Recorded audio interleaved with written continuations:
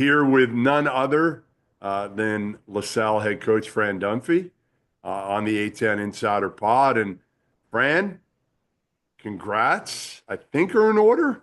You are retiring after this year. I hated to see the news, to be honest. I hated it, but I'm happy for you in a way. Like I'm torn. I'm torn because we don't want to lose you.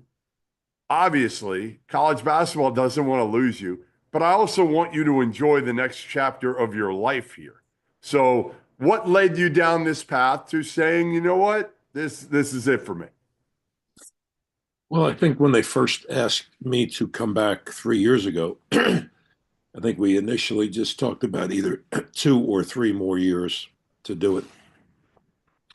And over the summer, we had some discussions of it. And then during the course of probably around the holiday time, we just said, let's figure out what the best timing would be. I guess we came up with the fact that we would be have an off weekend, the bye weekend here late in February, and we would do it. I wasn't all that fond of how we're on a little 5 game slide now, 6 game slide. So Not the way you wanted to do it. no, Good. no, it's been we've had our chances in some games and we just haven't come through. So and as a coach, you internalize that. What could I have done better, and what can we do to get out of this little rut that we're in? And the reality is the Atlantic 10 is a really good conference with some really good teams and really good players and really good coaches. And we're in it. We're in the soup, and we got to figure out a way to get out of it. So, was it just time because of your age? Was it time because of the portal and NIL, or was it just everything? And you're Well, watching like Coach K and some of your counterparts, and Coach K is probably enjoying life right now, is my guess. well, I think he enjoyed his coaching years as well. It's maybe not as stressful. He's in a lot less stressful situation now. But no, I don't think any of that mattered. Uh, I wasn't worried about the portal piece, and I mentioned it the other day in a press conference we had. You can choose to complain about it, or you can choose to do the best that you can. And we're in the game. We're not in a game at the very high level, but we're in the game. And so I just think I've been doing it for a lot of years. I think, and I mean this in a good way, it's somebody else's turn. I've had a fantastic time over the last 3 years. Again, I would like not to be mired in this rut, but I've had a fantastic time doing it. I love the university. It meant so much to me, means so much to me, gave me so much. I could never return the good things that they gave to me. But I think it's time for somebody else's face, voice, uh, that they can really do a good job and do the best job that they can. But no more than that. I think that again, 2 or 3 years was the right timing, and I am obviously getting up there in years, and but I still identify with the kids. I said that the other day. I still think they want to be held accountable. They want to learn. They want to grow. But times are different. There's no question about it. Times are different. So, does this mean you're also retiring from teaching, or are you going to continue? No, I hope not. I love getting in the classroom, and I will tell you that I do it with a woman by the name of Angelise Stool. She does absolutely all the work, and I pontificate a couple of times a class and act like I know what I'm talking about. But it's just fun being in the classroom.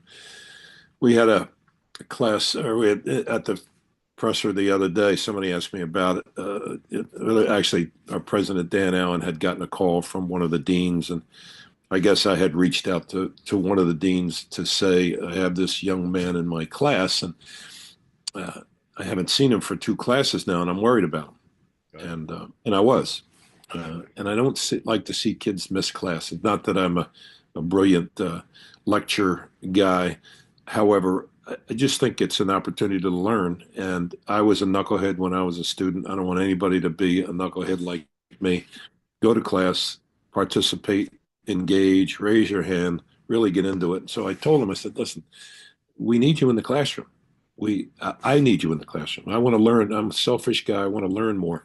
And when you're in the class, we're a better class because you know your stuff and you give a good presentation. So you got to come. And he listened. He didn't miss the rest of the semester, and he did well in the class. And so I feel that way. I mean, I don't want guys coming into the class 5 minutes late or any of that. This is be respectful in everything that you do. And you try to teach your student athletes all of that, but at the same time, we're trying to get these young people to recognize how important all of this is. Be on time, be respectful, engage, and put your stuff out there. You never know how somebody's going to react to it, but put it out there and get into it. And I like that as much as the lecturing that I do. I just it's important, and I wish that when we were kids, you just didn't have that kind of. You were at college, and however you did, you did. Your parents didn't know that much about. Nobody in my family ever went to college. So Because Fran, too, I feel like it's different now too. Because like I don't remember if you did this, but I called home once a week from Arizona because it cost money. It was long distance, so literally it was after I was on the phone for 15 minutes, my dad would say, "All right, like that's enough. Like this is costing us money. We'll talk to you next Sunday." yeah, that's tremendous. That is tremendous. Now we're FaceTiming everybody, Yes.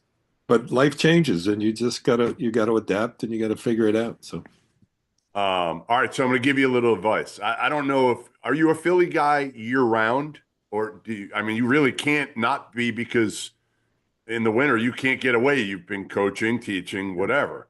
I am down here in Delray Beach right now, and we actually bought in Charleston, South Carolina. So we're going there next week. But we've been in Delray. We sold our house in Boston at the end of July, and we've been on the run. We're in Charleston, St. Augustine. Now we're in Delray. We're going back to Charleston. I flew to Philly and did a trip, Philly Villanova game last Friday, and then I did New York for the two Madison Square Garden games, Duke, Illinois, and St. John's, UConn, over the weekend. And I'm back down here in 75, 80-degree weather. Fran, I would say this: if you can do it, get the hell out of Philly in the winters. I would kind of like it. I just got to get the wife to go along with the plan. I'd like to do a little 6 week job. Yeah. That'd be fine. And I'm not good for long periods of time. Well, 6 weeks is pretty long in my mind. I'm a 3 or 4 day guy when I go on vacation, but that's been just how I roll. And but I need to learn to relax a little bit more and do some of those things. But I could see me going a month to 6 weeks somewhere down there. What is relaxing for you now? Like what would you like to do now that again your responsibilities aren't that day to day where you have to be coaching kids and be in practice and Well, I have a little bit of a head start on it because when I coached my last game at Temple in 2019, I was continuing to teach at Temple, and then I was, sort of in a special assistant to the president at Temple at that time too, and then they asked me to do the interim athletic director job in COVID, and I did that. But the couple years that I was not coaching, I was probably at 100 games a year anyway. I was going to Swarthmore, Haverford. I was going to of course you would. Father Judge, St. Joe's Prep. Or I just love going to games. I love watching kids play, and that turned me on. I was doing that a lot, and I would, go to see shows, or I'd do, I'd read a whole lot more, and I'd walk a lot. I was walking, an unbelievable amount. So, but when you're walking, you're not really walking. You're reflecting on all sorts of stuff that goes on in your head, and just appreciating life as it were. And so I gotta. I'm going to be okay. I think on all of those. I was also doing ESPN Plus for LaSalle games. I was on an NIT selection committee. I was doing a lot of stuff, and so I'm hoping to get back into all of that. What really turns me on is playing golf with three other knuckleheads just like me. And Are you any good?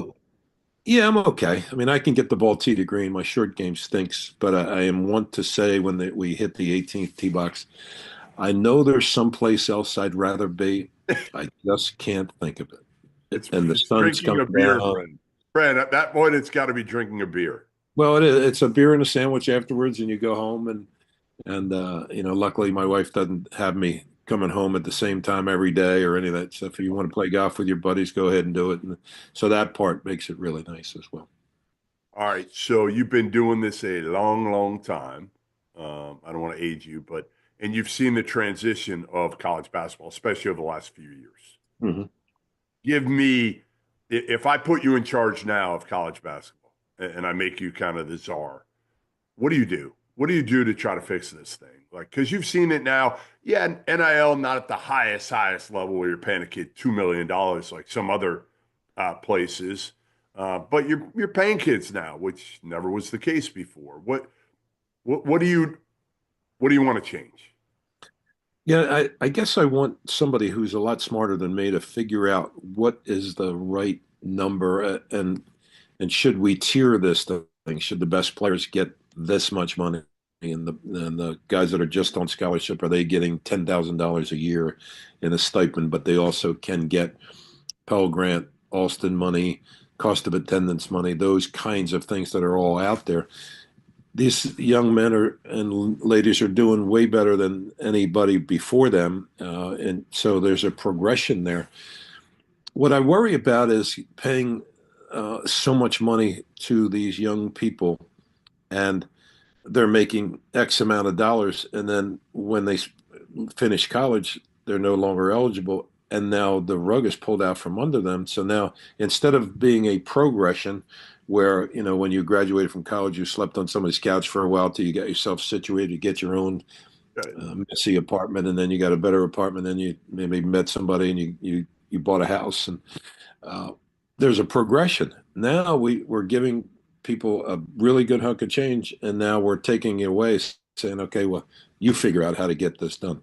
So it's hard. I think there's somebody that's better than me out there, smarter than me, and maybe there's but we're professionals at this point too, and the kids are looked at differently. So there's a lot of stuff going on. One of the other things I would do is I think I'd expand the field.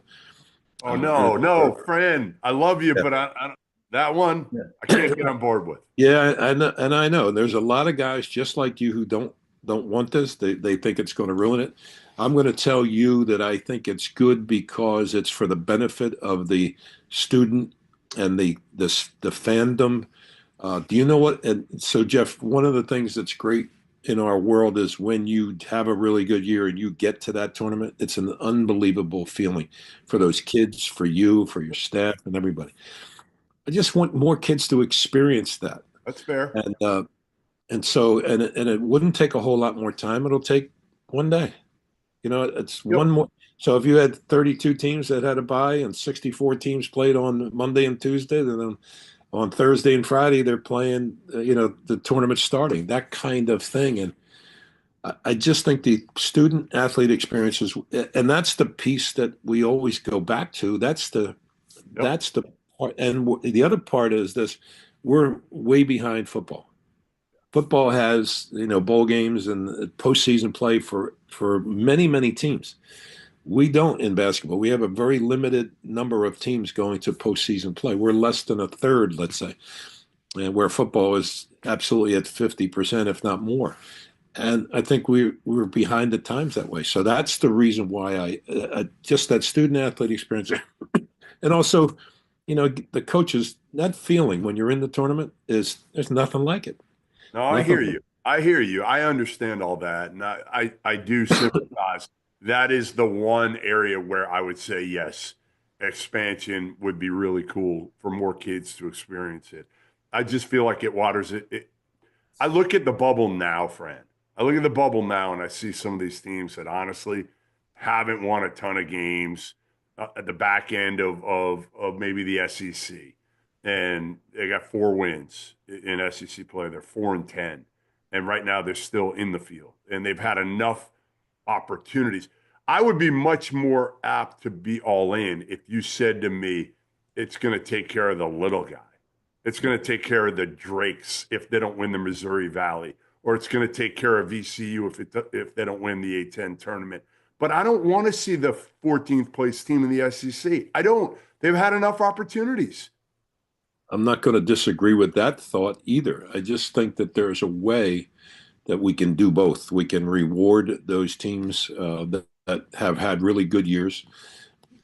But again, now some of the power conferences overwhelm the rest of us, to be quite frank, and I worry about that, But I do think that expanding, and I'm a big trier, Jeff. Let's try something and see if it works, and if not, we can always go back. But let's try this, and and we all turned on by you know, UMBC beating Virginia that year, and you know what else I'm turned on by? That UMBC beats Virginia, and the next year Virginia wins the whole stinking thing. That is so cool Yep. that Tony Bennett and his guys got a chance to do that, and that's that overcoming of the adversity piece that I think we all love, and happened like with the Spurs and the Heat. Was it, yeah, the Spurs and the Heat, and then the Spurs turn around and win the NBA championship the next year. You know how hard that is? I know. And I it's so think rewarding. So rewarding. Oh my God, it's tremendous. So uh, that's what I love. That's why I love sport. I mean, it's just and being on a team and having some adversity and getting through it is just as telling about life as that we have to offer. And so those things are great to study, but I want to give more kids the chance to Play. to be in the storm. All right, I'm going to ask you a question that you're going to look at me and be like, I can't believe you asked me this question, because it's going to be impossible for you to answer. But I'm going to ask it anyway. Give me your favorite, greatest moment of your coaching career in college basketball. I know it's ridiculous. It's a horrible, loaded question. Can you even answer it? Yeah, I'm gonna give you something that I talk about a lot if I talk in business groups and that kind of thing.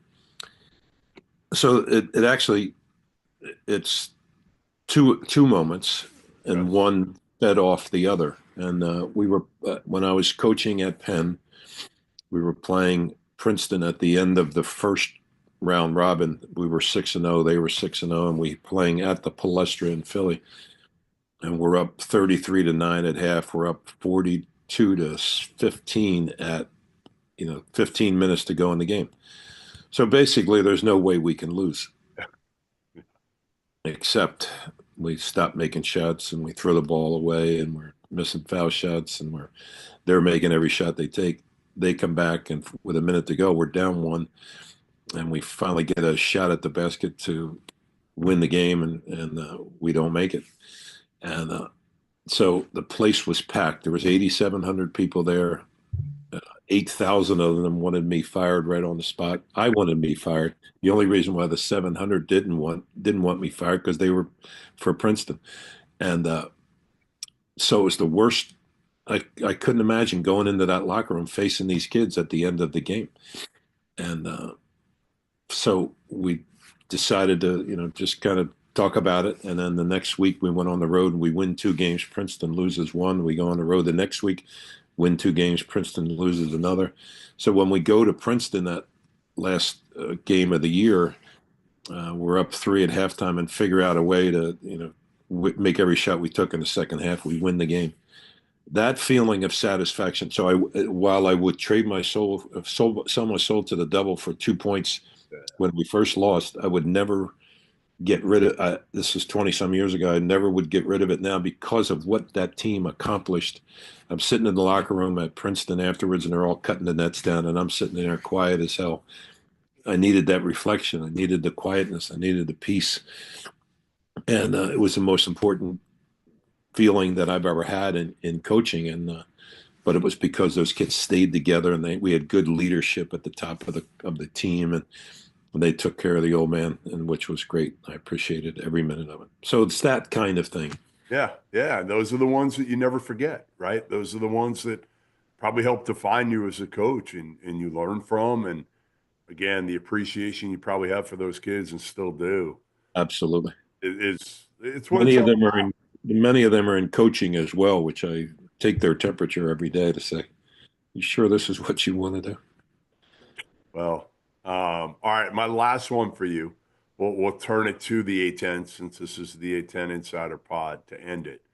Give me the team that you have played so far that you would say has impressed you the most in the league. So without me saying, hey, the best team in the A10, what's the team that you think again has really blown you away so far that you played against? Well, probably VCU. Okay. Um, and it looks like when we went down there, we were hanging for a little bit. But I think all really good teams go on these 8 to 10 point runs, and you act like you're just punched right in the forehead. And how do you recover? And you maybe make a basket or two, and you feel like you're back in it again, and they go on another one, and you're just impressed with how they play. So I would say that, although I will say what I said before is this league is just so good. And we're gonna, we still got 3 games to play, and we got at GW, at George Mason, and St. Joe's here, and we'll have our hands full in each and every one of those. And we've obviously played GW before, and we played St. Joe's twice already. This will be the third time. Um, but we haven't played Mason yet, and I watched their scores, I watched their film, and they got it going on. They're really a good team, and so I'm impressed with the whole league. But if you're pinning me down, and VCU has been really very good this year, and Ryan's done a really nice job. Well, listen, Fran, I appreciate it. I always love talking. You know that. Like I'll tell anybody this. Um, you are one of the true class acts beyond what you've done on the court, which is ridiculous at several spots. The way you've done it, the way you've handled yourself, the way you've taught young people, the way you've helped young reporters like myself get in this game and try to navigate it. I'll never forget it. I'll never forget it. And to me, don't be a stranger. Don't be a stranger. You come on the pod anytime you want. Okay, so if you want to come on and tell stories, if you want to come on and talk about the A10 or whatever, you are more than welcome. And if you get down to Charleston and you want to play some golf down there, I'm a terrible golfer, but it sounds like you're not a great golfer either, so I might be okay. I appreciate it, Jeff. Thanks much for asking, and I'll only come on with you if you ask me. Well, I will definitely ask you. I will definitely ask you. Enjoy, finish strong here at the end of the regular season in the A10 tournament, and we'll talk soon. Yeah, thanks, Jeff. You be good, buddy.